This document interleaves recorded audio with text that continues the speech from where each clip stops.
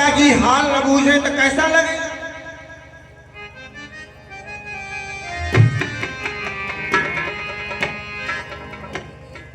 पिताजी ने हाल चाल नहीं बूझा और इनकी माता भी बेचारी क्या करें, जब पिता गुस्सा होगा तो माता भी गुस्सा होगी। तो जब पिता ने हाल नहीं बूझा तो माता जी थोड़ा आई और जरा सी मुलाकात किया, माता भी चली गई।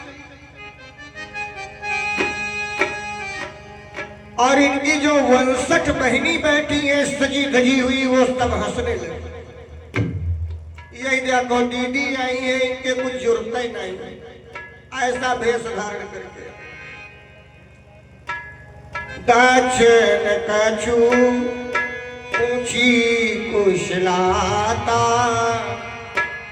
अब बहिनी मिली बहुत मुश्किल। दक्षिण कछु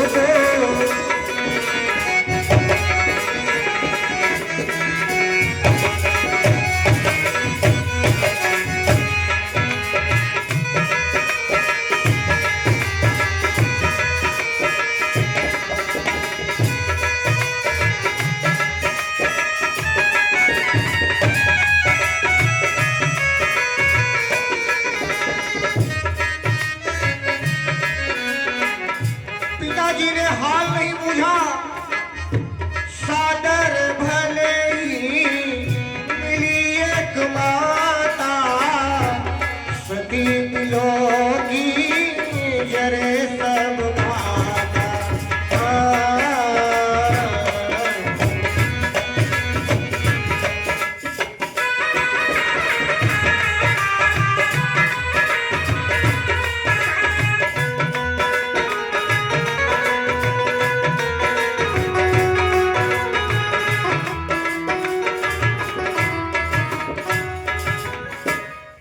माता मिली भी थोड़ी देर के लिए। अब जब 60 बहनें 59 हंस रही हो, अब सती जी को क्रोध आ गया, अरे यहां आने में तो मेरा अपमान ही हुआ। भोले बाबा सही कह रहे थे, वहां जाना ठीक नहीं है, लेकिन नारी स्वभाव के बस मैंने जिद कर दिया और चली आई। अच्छा कोई बात नहीं है, चलो थोड़ा यज्ञ देख लेते हैं कैसी हो रही है, फिर अपने कैलाश में वापस जाऊंगा।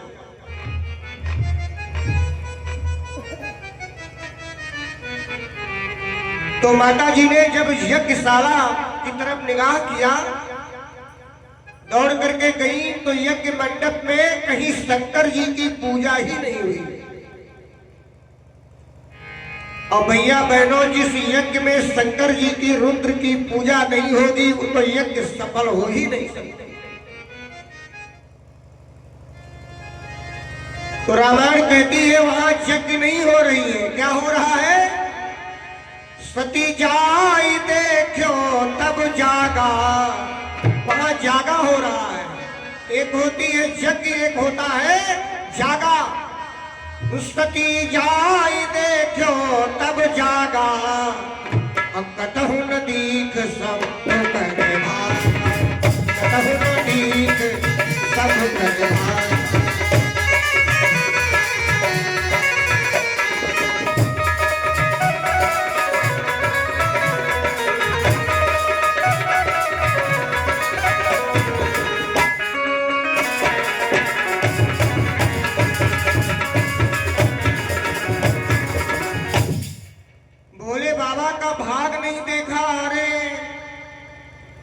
मेरा अपमान हुआ तो कोई बात नहीं, मेरे स्वामी का अपमान, देवाधिदेव भोले बाबा का अपमान करने वालों का संहार होना निश्चित। कुछ लोग कहते हैं कि माता जी गुस्सा होके हवन कुंड में कूद गई। नहीं, वहां कूदने की उनको आवश्यकता नहीं है। इतना क्रोध आ गया कि माता जी के शरीर से ज्वाला प्रकट हो गई। रामायण कहती है कि अस कही हो गए नितन यारा,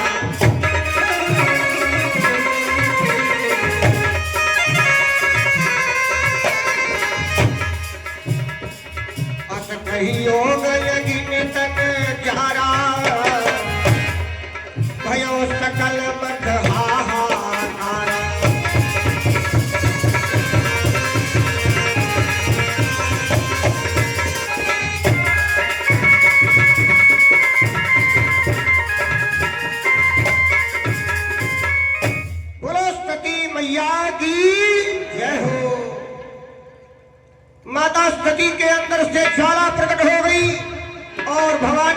सती वहीं पर जल करके खाक हो गई।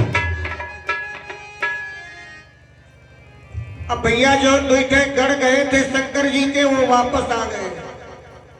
हमका लागत भोले बाबा यह खातिर भेजबे की न कि जाओ जल्दी पता दो।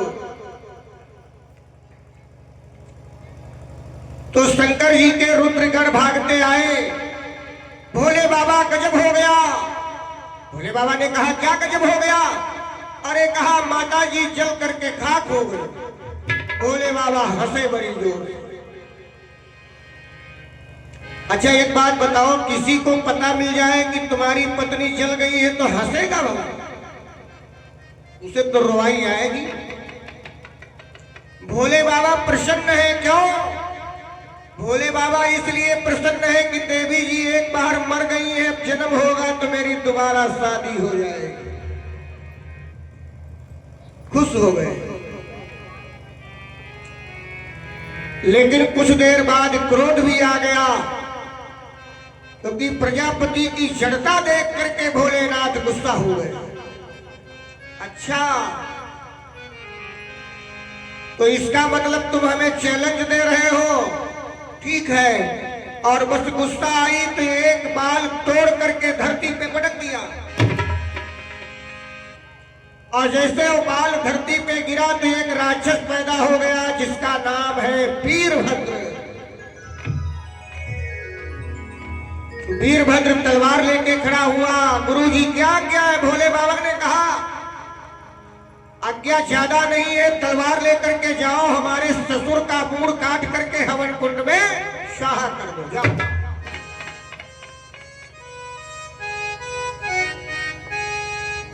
महाराज कहा एक बार हम सब बताए दो करना क्या क्या है? खाली ससुर का मूड़े काटना है, कुछ और भी? कहा जितनी यज्ञ मंडप में बेदियां बनी है सब बिगाड़ देना, जितने देवता आवाहित है सबको लातों से और हाथों से पीट देना, जितने साधु संत विद्वान आए हैं सबको भगा देना, यानी पूरी यज्ञ विध्वंस कर दो, जाओ। अब भैया वीरभद्र पहुंचे लेकर के तलवार, और प्रजापति पूर्णाहुति स्वाहा कर रहे हैं। मारा तलवार, शीश कट करके हवन कुंड में गिर गया।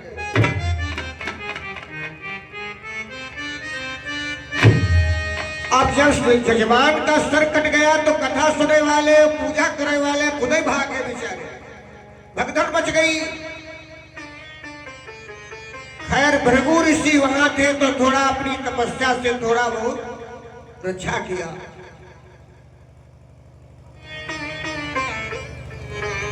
साधु महात्मा भग गए, ऋतुज भग गए, आचार्य भगे, चारों तरफ से हाहाकार हो गया। अब जरा विचार करना मेरे भाई बहनों, ये यज्ञ हुई कि जागा हुआ? जागा हुआ ना। जागा उसे कहते हैं जो यज्ञ बिगड़ जाते हैं।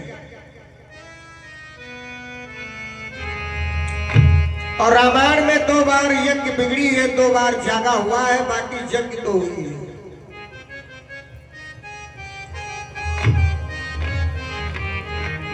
एक बार यज्ञ यहां बिगड़ी है जहां पे आप लोग कथा में पहुंचे हो।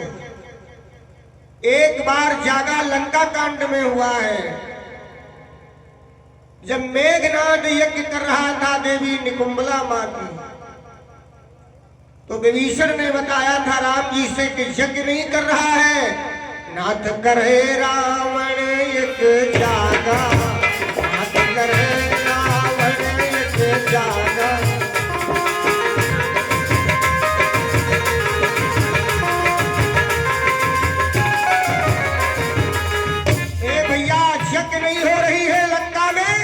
जागा हो रहा है, नाथ करे रावण यज्ञ जागा, पूर भय नहीं करही भागा, पूर भय।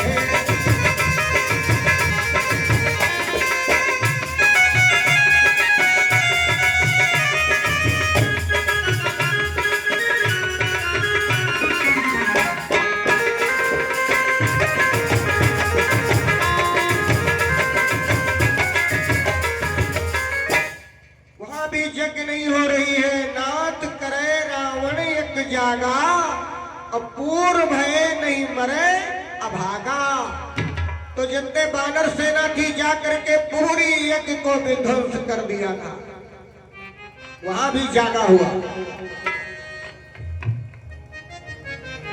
अब जब शंकर भगवान ने यज्ञ विध्वंस करवा दिया तो सारे देवता भगवान शिव की आराधना करने लगे। हे भोलेनाथ, हे शशांक शेखर अवघड़नाथ, अगर ये यज्ञ बिगड़ गई तो दुनिया में कोई यज्ञ नहीं करेगा, देवता भूखे मर जाएंगे। भैया, अगर दुनिया में यज्ञ बंद हो जाए तो देवता भूखे वाकई मर जाएंगे, क्योंकि यज्ञ से देवताओं को भोजन मिलता है।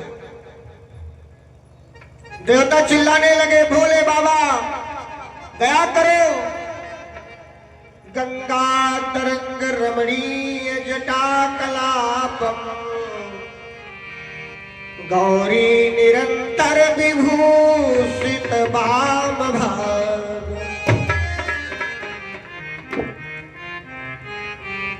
हे भोलेनाथ रक्षा करो, रक्षा करो।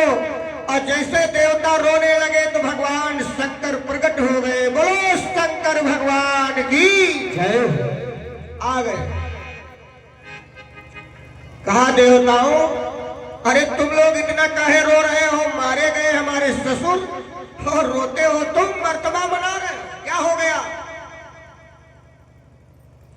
देवता कहने लगे, बाबा हमको इस बात का दुख है कि अगर दुनिया में यज्ञ बंद हो गई तो हम लोग भूखे मर जाएंगे, और इस संसार हो चाहे स्वर्ग हो, सब पेट के लिए ही परेशान है।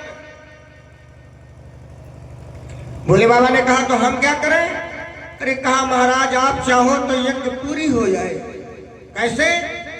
जब यज्ञ का जजमान मर गया है तो कैसे पूरी हो जाएगी? कहा महाराज तुम्हारे बस में सब कुछ है। अच्छा ये बात है, वीरभद्र जाओ और एक बकरे का सिर काट करके लाओ, हमरे ससुर की खोपड़ी में जोड़ दो। जब इन लोगों की इच्छा है तो मेरे ससुर मैं करते थे कि मैं ही हूं, मैं ही हूं, और जब बकरे का सिर लग जाएगा तो ये जिंदगी भर मैं करें। जाओ लाओ। तो वीरभद्र गए और एक बकरे का सिर काट करके लाए और प्रजापति की खोपड़ी में जोड़ दिया गया, और भोले बाबा ने थोड़ा अमृत छिड़क दिया, जिंदा हो गए।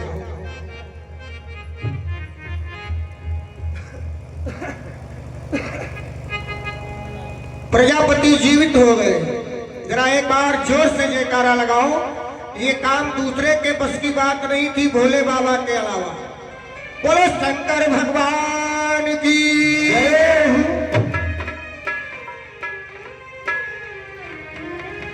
प्रजापति जीवित हो गए।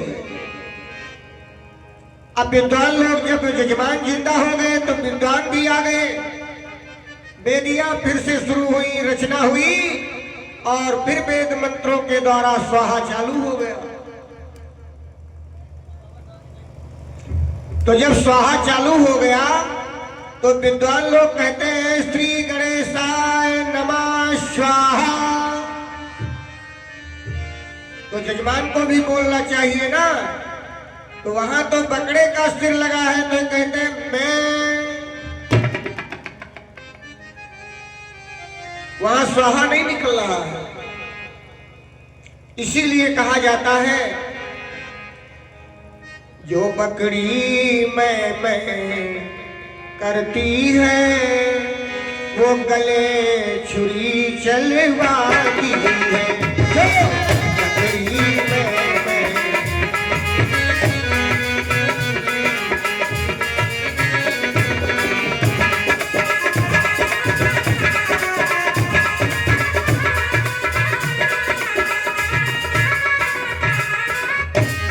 जो बकरी मैं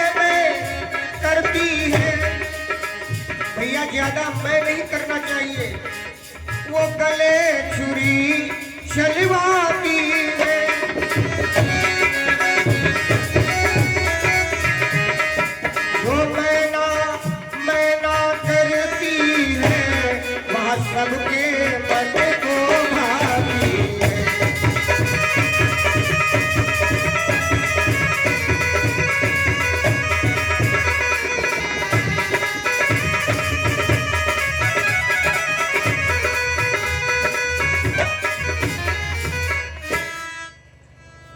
देखिए प्रजापति का हाल गड़बड़ हो गया। अब नीचे के आदमी और ऊपर से बन गए बकरा। बोलो शंकर भगवान की जय। तो जो शंकर भगवान से दुश्मनी करता है उसका यही हाल होता है। खैर यज्ञ पूरी हो गई और उधर हमारी जो सती महारानी है इनका दूसरा जन्म हुआ है। वो कहाँ हुआ है? अब सती जी का दूसरा जन्म हो रहा है राजा हिमांचल के यहाँ, हिमांचल प्रदेश में।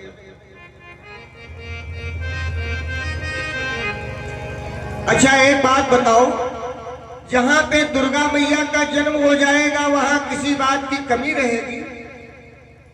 हिमाचल प्रदेश में आप आज भी जाइएगा, देखिए प्रकृति का नजारा है। आज हमारे परम प्रिय जगदम्बा महारानी का अवतार हुआ है राजा हिमांचल के यहाँ, और इनकी माता का नाम वहां पे है मैना। क्या नाम है? मैना। कथा के प्रेमियों, मैना 3 बहिनी है, मैना, सुनैना, सुलोचना। मैना हिमांचल को ब्याही है, सुनैना जनक को ब्याही है और सुलोचना मेघनाद को ब्याही है।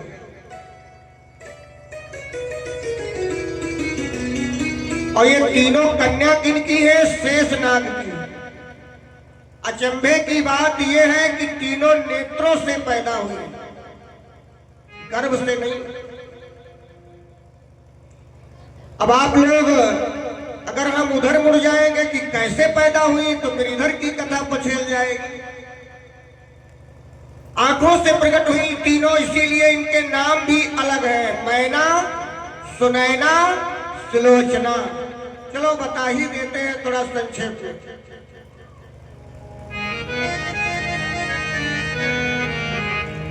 मैना तीनों बहनें कैसे प्रकट हुई? एक दिन की बात है, शिवरात्रि का समय है। कौन सा समय? शिवरात्रि। और शिवरात्रि में हमारे भक्त लोग भक्त व्रत भी रहते हैं, शंकर जी को सब कुछ चढ़ाते हैं, गन्ना, बेल, जौ, बेल पत्र, गंगा जल, दूध, दही, घी। तो शिवरात्रि का दिन आ गया और पार्वती जी ने सोचा कि जैसे दुनिया वाले चढ़ाते हैं तो वही हम चढ़ाऊंगी तो क्या फायदा। तो आज मैं अपने भोले बाबा की सेवा नागों से करूंगी। कैसे करूंगी? मैं नाग चढ़ाऊंगी। वाह! ये गिंडी और गन्ना और बेर वोर नहीं, धतूरा नहीं चढ़ाऊंगी, मैं नाग चढ़ाऊंगी। तो माता भवानी ने नागों का आवाहन किया। ये औरैया वो औरैया ना है, नागों का मतलब समझ रहे हो? जो एक से एक तक्षक नाग है।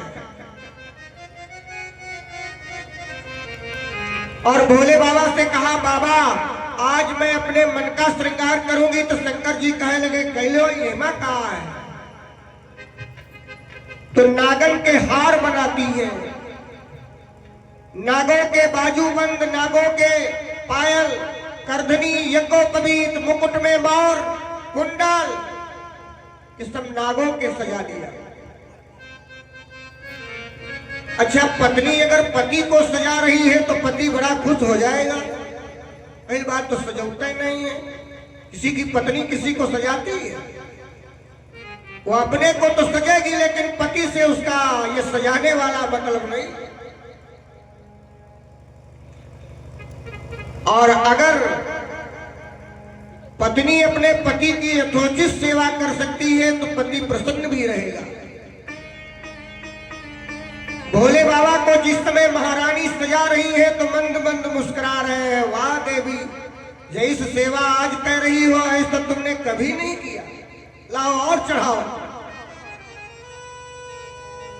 ए भैया बहनों, सारा श्रृंगार तो भोले बाबा का हो गया लेकिन दाहिने हाथ का कंगन कम पड़ गया और नागों खत्म हो गए।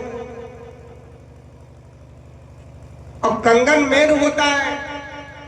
सती पार्वती ने विचार किया कि कंगन के लिए कौन सा नाग आवे तो आनंद आ जाए, तो शेष नाग रह गए।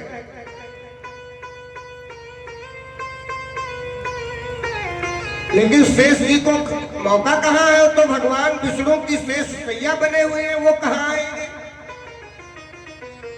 लेकिन आवाहन कर दिया, और मंत्र में इतनी ताकत होती है, आना ही पड़ेगा। जैसे आवाहन किया, अब विष्णु जी की शेष सैया हिलने लगी। शेष जी भगवान से कहते हैं, नाथ क्षमा करना, हमको जाना पड़ेगा, क्योंकि माता जी बुला रही है। भगवान विष्णु भी समझ गए कि कुछ लीला होना है। बोले जाओ भैया, थोड़ी देर के लिए चले जाओ। तो शेष जी आ गए। तो जब शेष जी आ गए तो माता जी खुश हो गई कि अब हमारे बाबा जी का कंगना भी बन जाएगा। लपेट दिया हाथ में, और माता जी विचार करती है कि कंगन थोड़ा दाब देना चाहिए ताकि निकले न पाओ। तो जब पूंछ और फन आ गई तो ऐसे दाब दिया। अब माता जी किसी नाग के फन को दबा दे तो उसका हाल क्या होगा, जरा विचार करो। वो तो अपने हंसी के लिए थोड़ा सा दबा दिया कि निकले ना, और जैसे फन और पूंछी पे दाब पड़ी तो शेष जी अब कुछ कह तो नहीं पाए, उनकी आंखों से दोनों से आंसू निकले। क्योंकि सर्प का जो फन होता है बड़ा प्यारा होता है, और पूंछ भी। और जब शेष जी के आंसू निकल आए, दोनों आंसू धरती पर गिरे, और जैसे धरती पर गिरे तो कन्या प्रकट हो गई, सुनैना सिलोचना। इसीलिए उनके नाम भी रख दिए गए। शेष जी कहने लगे, अच्छा कंगना बनन, ये दैया दे करके हम दो कन्या पार करेंगे। तब भी आंसू नहीं रुके, और दोनों आंखों से मिलकर के एक आंसू बीच में गिर गया, उससे भी बिटिया हो गई। उसी का नाम रख दिया गया मैना। दोनों मिलकर के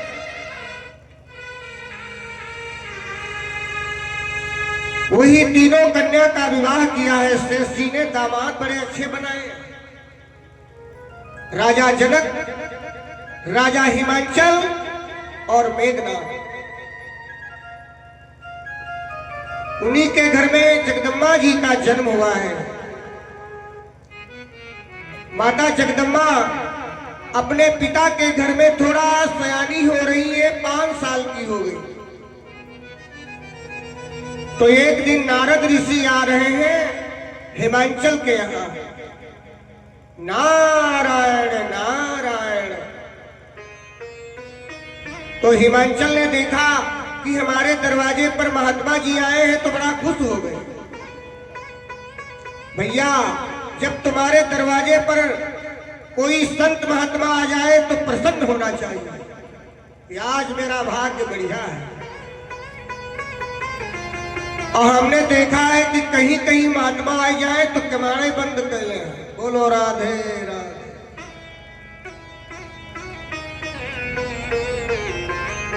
और कुछ माताएं बहनें भी चालाक होती हैं। जैसे महात्मा लोगन का देखिए कि बाबा यहाँ जुगाड़ नहीं है, यहाँ परिवार मुसवर है, तुम आगे बढ़ो। हाय हाय।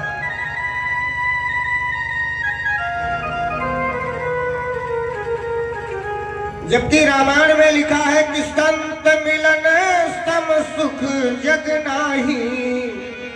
वाह। संत मिलन सम सुख जग नाही, आरु दलिद्र सम दुख जग नाही। आरु दलिद्र सम दुख जग नाही।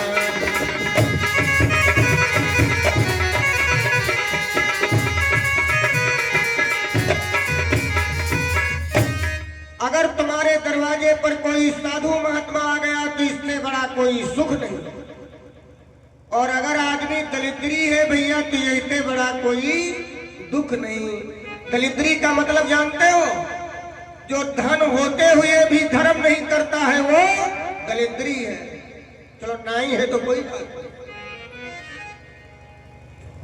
5 लाख रुपया बैंक में जमा है, लड़का सवेरे टाफी पर रोवत है, जान जाओ दलिद्री है यार।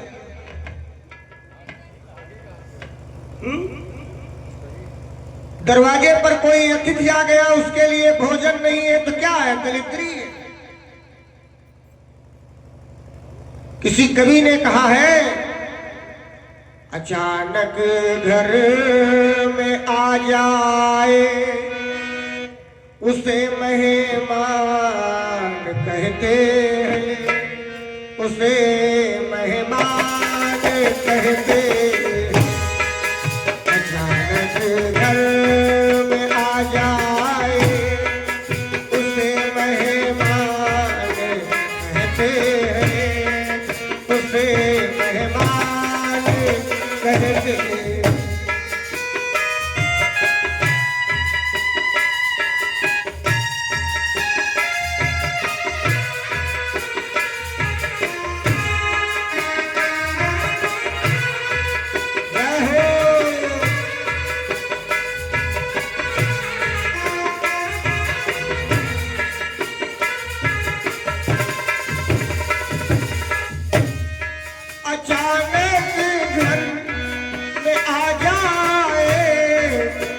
उसे मेहमान कहते हैं।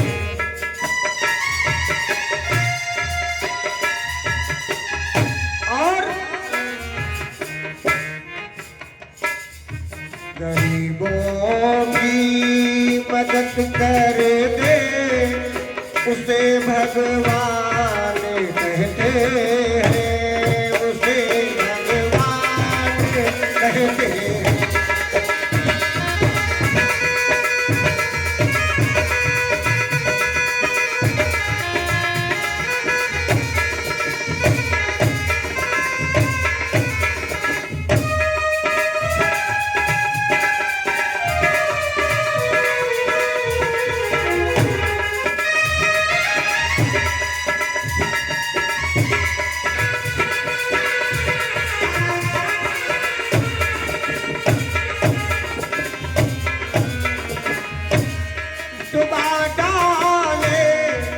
कसदी को उसे तूफान कहते, डुबा डाले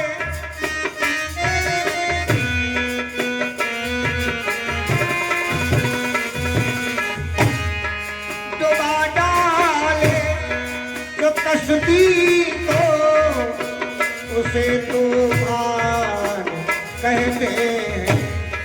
सताता है गरीबों को, भैया बहनों, सताता है गरीबों को उसे शैतान कहते हैं, उसे शैतान कहते हैं।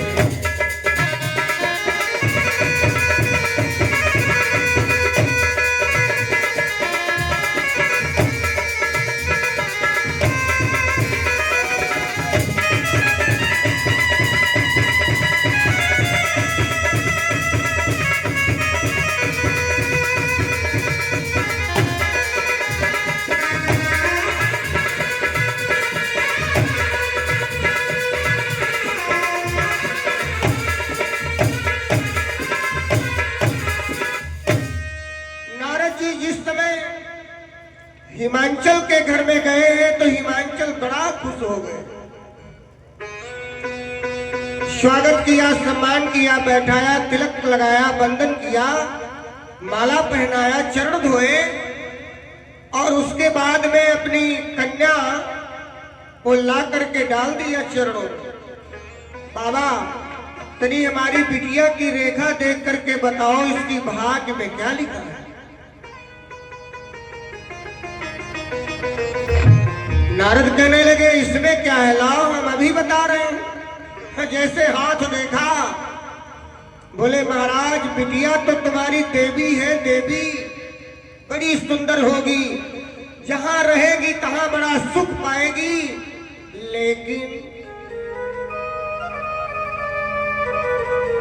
और जहां पर 3 शब्द लग जाए मामला गड़बड़ है। लेकिन किंतु परंतु बिटिया तो आपकी बड़ी सुंदर है, बड़ा सुयोग्य वर पाएगी, लेकिन यही का जो दुल्हा मिलेगा वो अघोरी होगा। हाय हाय अघोरी।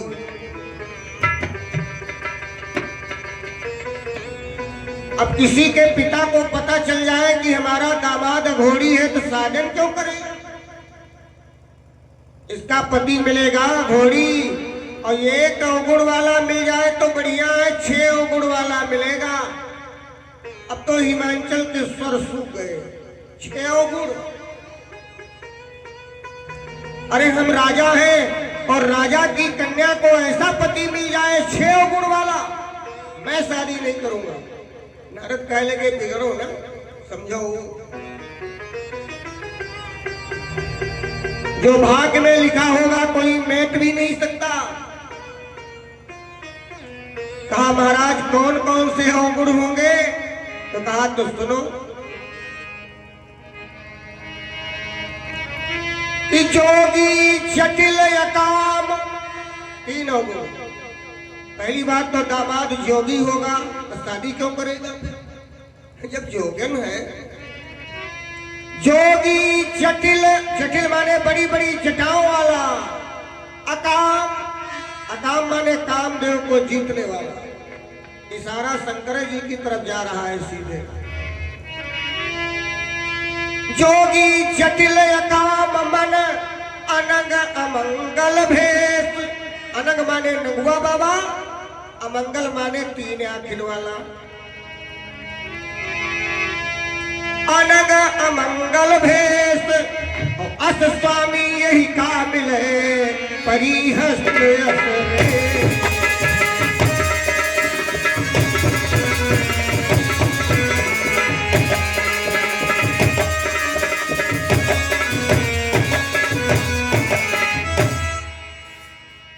इतने अवगुण वाला पति मिलेगा। पहले नंबर में जोगी होगा, दूसरे नंबर में डेढ़ा ओढ़ा नहीं कटाएगा, जटा लगी होगी,